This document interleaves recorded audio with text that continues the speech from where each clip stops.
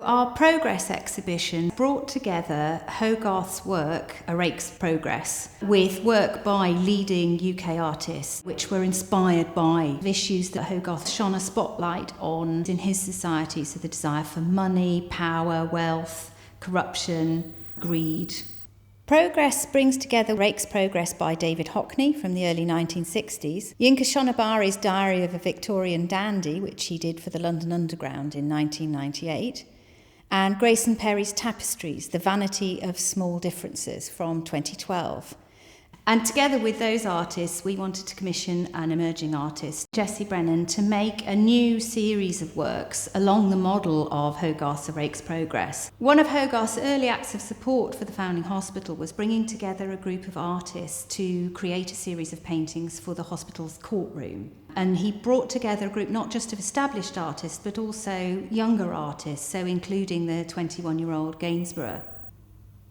The museum has tried to continue this tradition of supporting young artists, particularly those who are engaged in work to improve society in the way that Hogarth chose to do. I was commissioned by the Foundling Museum this year, and I was invited to make a new work, and I responded to Robin Hood Gardens, which is a social housing estate in East London.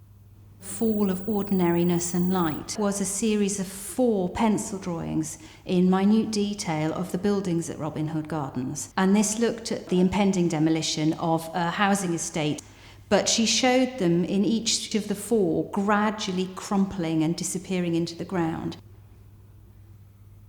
I've approached the commission in terms of thinking about the concept of progress and in relation to impacts of urban regeneration, which is part of a sort of ongoing concern in my practice.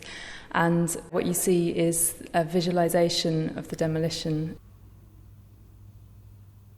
So this is all part of the legacy starting from Le Corbusier that's been reinterpreted through the 60s brutalist architecture. I'm not moralising or trying to save the buildings in that sense. I'm much more interested in a critique of capitalist, profit-driven ideology of progress. For me, drawing has a personal immediacy, both as a maker, as an artist, but also for the person who comes across the work. And that can also transcend the individual and the private.